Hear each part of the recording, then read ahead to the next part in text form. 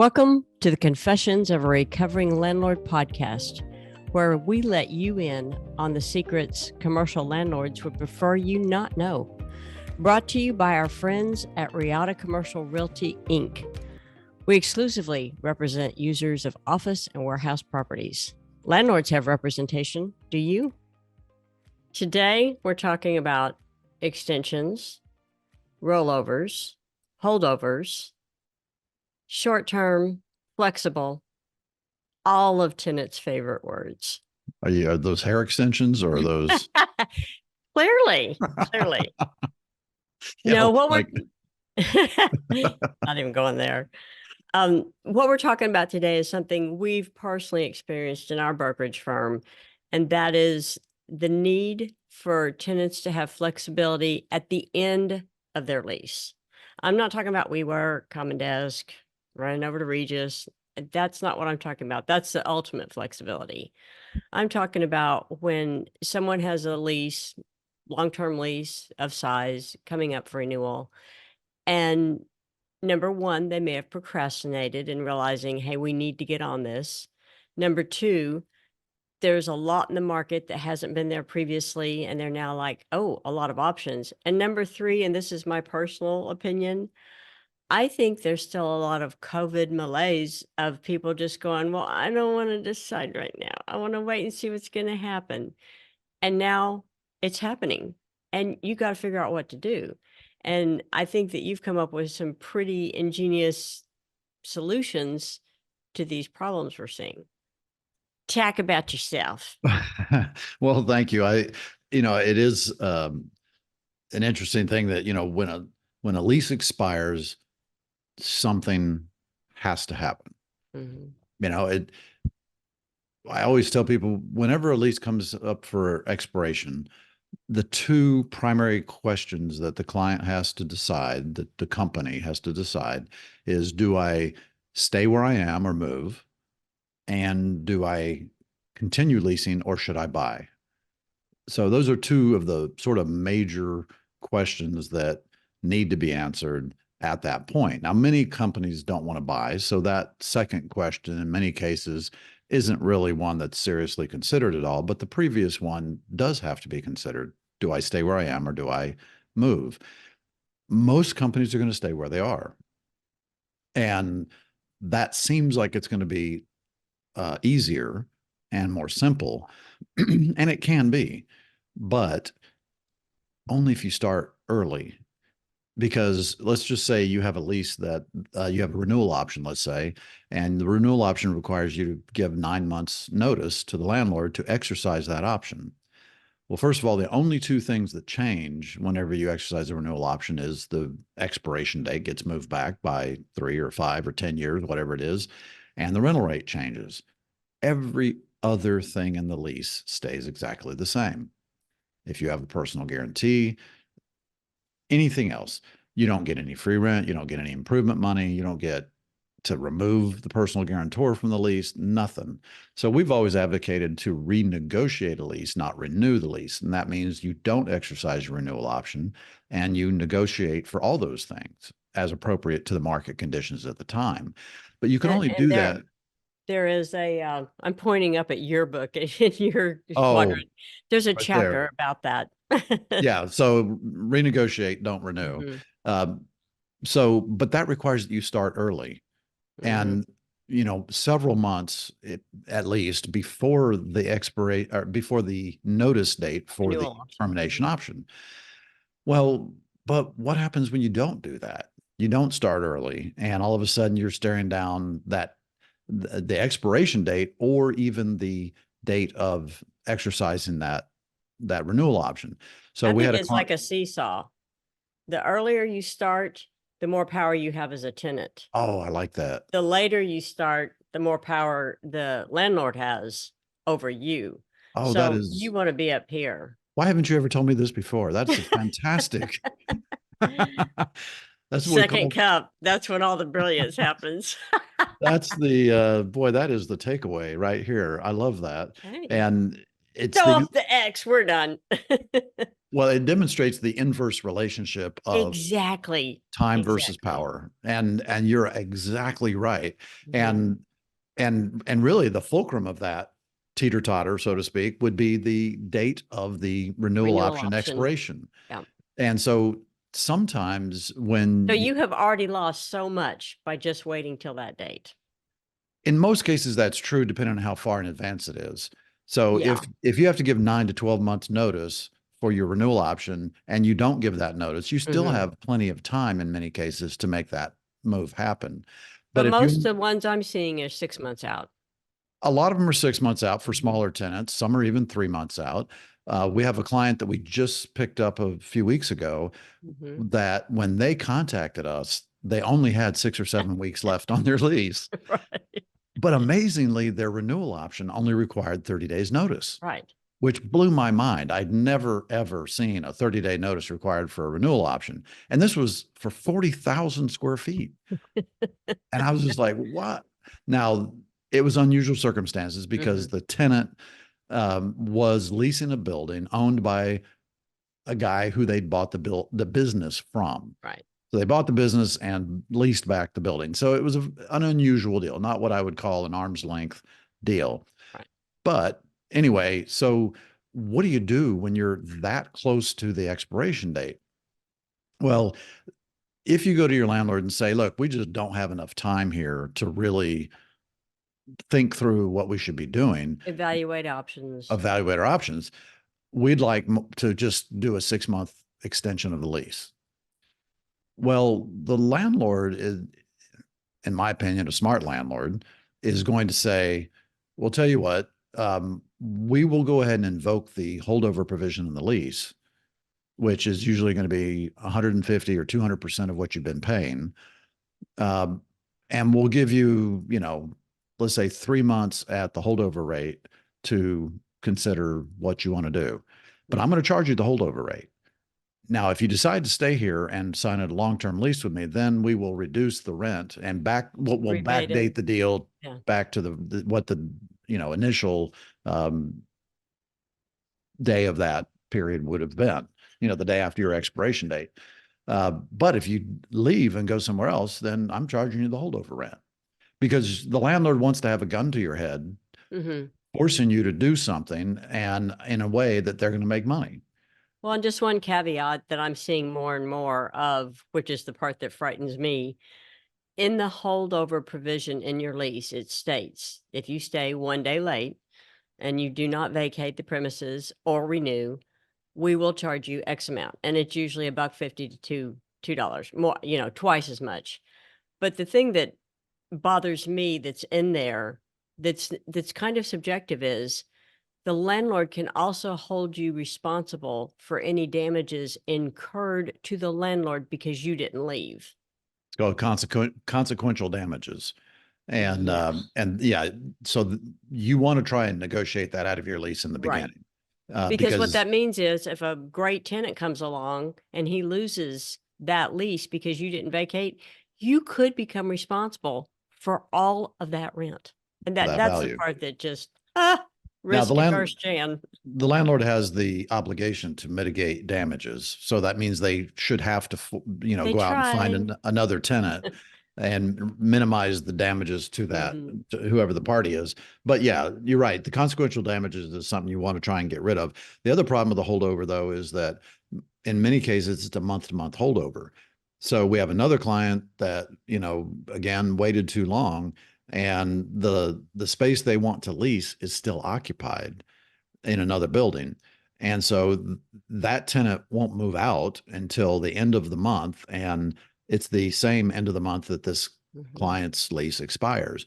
Well, the landlord can't get the space turned around, cleaned up, repainted, shampoo the carpets, whatever. There's a very nominal amount of work that has to be done to it, but they still can't get that done in 2 days before the weekend when this client wants to move in. Why is that a problem? Because if they hold over in their current space, it's a month-to-month holdover, which means if You they hold stay over over one one day, day, you pay 30. pay for the full month. Yeah. The other thing is in a holdover, the landlord doesn't have to let you stay.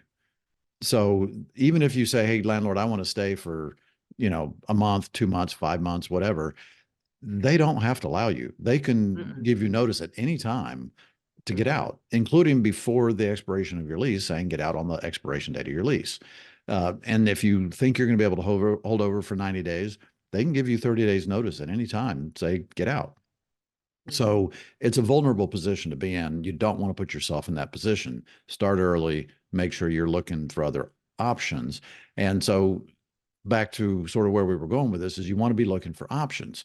So there's a couple of situations we've had in, I would say, within the last 6 months that even 3 months that have kind of become interesting because they were very unusual, creative ways of dealing with this that I've never done in 40 years in the business.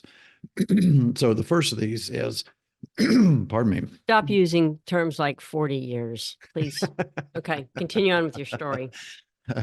So, so we have a client in a building where their lease was going to expire. We started early and we had a deal cut with the landlord 9 months to a year before the expiration date of this lease. And they actually have 2 leases in this building. One was for their sort of quote headquarters, and one was for sort of one of their sort of retail locations. And so we were able to get the lease for the corporate headquarters in the office building signed, and they were able to expand that and extend that lease, no problem. But the landlord then said, we're not going to sign the lease on the retail business location, not because that landlord didn't want to, but because they were in the process of selling the building. And the new buyer, prospective landlord, didn't want to keep this business where it was in the building because they had other ideas on how they were going to renovate the building and they wanted to relocate this use to another part of the building. And so for a year and a half, we literally, actually, we started that one much further than I and remember. It was about 2 years early that we started that one. We were working it in conjunction with the other lease. Well, I'm saying but those leases both expired at the same time on the same day. But we started early because they were wanting to expand the corporate. So we started much earlier for that reason. So anyway, the bottom line is we had the deal signed by the tenant for the retail location, but the landlord wouldn't sign it because the prospective buyer, didn't want it there. Well, because of the way the finance market was set up, the buyer couldn't get the building closed. And so they were under contract for more than a year and a half. I think it was 16 months. I thought I'm the sorry. contract actually fell out at one point. Oh, several times. Okay. It fell out several times, but it took them 18 to 20 months to close this deal from when it went under contract. And we're just sort of hanging out to dry this whole time. So finally they buy the building, and we had direct interaction with the buyer throughout this process. And so I contacted the buyer and I said, look, man, you guys have held us hostage on this for a year and a half. And now, we don't have a lot of time left on our lease. And we don't think it's appropriate for you to sort of hold us hostage here. We want a rolling 9-month lease. So at any time, we always have 9 months left. And why did we want that? Because we wanted to have enough time. If the landlord was going to try and force us to move to a place that this client didn't want to be, we wanted to know that we had enough time to go somewhere else, to find another space and move to it.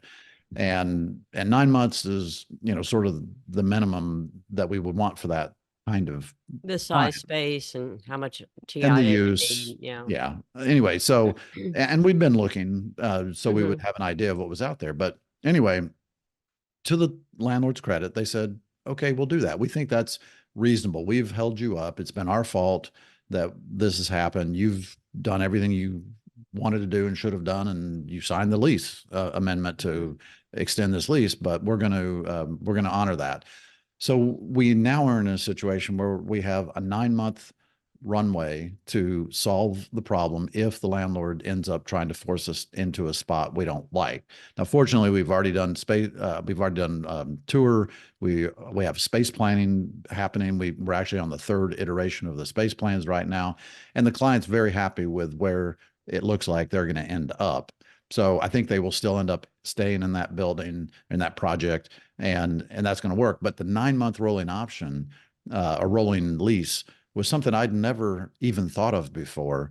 But it really was a great way to protect the tenant, still give the landlord the knowledge that they will get the space they want for their purposes within a defined period of time. And so it really worked out well. So Well, so talk about, and then we had another issue yesterday yeah, of people, and this one's got a lot of hair on it because they are struggling with quality of building. Their HVAC system is not working properly, and the landlord's saying, "Oh, we're fixing it." And there's just so much more on that. Well, there was a lot on the first one too, but the options that you're rolling out on this one, I think, are also interesting to solve a problem. yeah. So I mean, we've started this one early enough to where we had plenty of time Hmm. to resolve issues, to look for other options, all that kind of thing. So, the tenant is well protected, but their big issue, as you pointed out, is HVAC. And the landlord, it's an older building, single pane windows still. Tells you kind of how old it is. But it's in a great location. Hmm. And it's in a great location for their business, and for all their clients know, where they are. And so they want to stay in the building. So that's good for the landlord, right? The problem is they're freezing in the winter and they're roasting in the summer. And it's gotten so bad that they have actually had to shut down the office at times when the temperature extremes have gotten too much in either direction. And if they do that, they can't see clients. And in their particular business, they have clients come to them all day long, every day. And they get paid by the hour when those clients come to see them. So it's really, really critical that they have a good HVAC system that keeps them comfortable. Well, the landlord has spent a ton of money on improving the overall building HVAC system. This is a multi-tenant office building. So they have, the cooling tower, the chiller, all those kinds of things have been upgraded.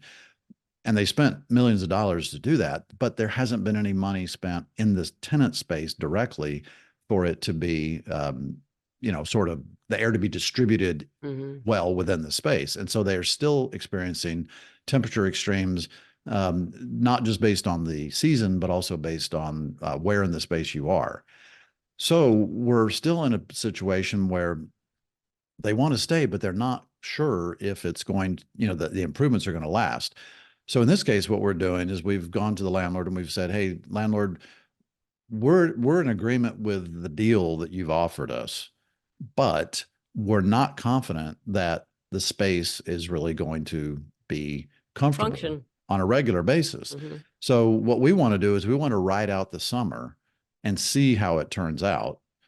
And if we're satisfied that the improvements that you've done to the overall building and that you're going to do to the tenant space, so we're saying go ahead and do the improvements to the HVAC system, not moving walls, not carpet and paint, nothing that the tenant really needs, for their sort of sprucing up the space. Just the base building, make us comfortable stuff. Do that. Let us evaluate it through the summer to see if it works. If it does, then we will sign a long-term lease. If it doesn't, we're moving. But if we ride out the summer, we don't have time to move. Right. So we need a 4-month lease extension from the current expiration date, which their expiration date is end of October. Hmm. So a 4-month extension would get them through the end of February. And so let's just say we go through the end of July and they decide, no, it's not working. Well, from the end of July, we have 7 months until the end of February. 7 months is tight, but it is enough time where we could get them moved in that period of time. Of course, we're going to be looking for other options in the meantime, so we're not caught flat-footed come August 1st. Well, So you're going to again, know before July if it's working or not, I'm because sure, we're in Texas. We start getting hot in May. but it also gives the landlord time after they've done the improvements to Hmm. balancing the space and making sure the VAV boxes are working and all those kinds of things. It still gives them time to tinker with it and try to adjust things to get it to work well.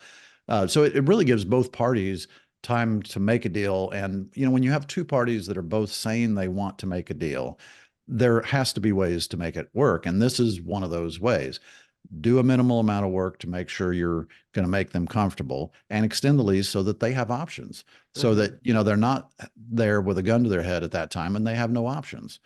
And so it's just another idea on a way to find opportunities to let the landlord prove up that the money they're spending to improve the building is in fact going to make the client comfortable, but not holding the gun to the client, to the tenant's head in the meantime. But also, you came to them in the right amount of time to do this. If you'd waited too much later, the landlord would have said, gotcha, you don't have time to move. I can control this negotiation.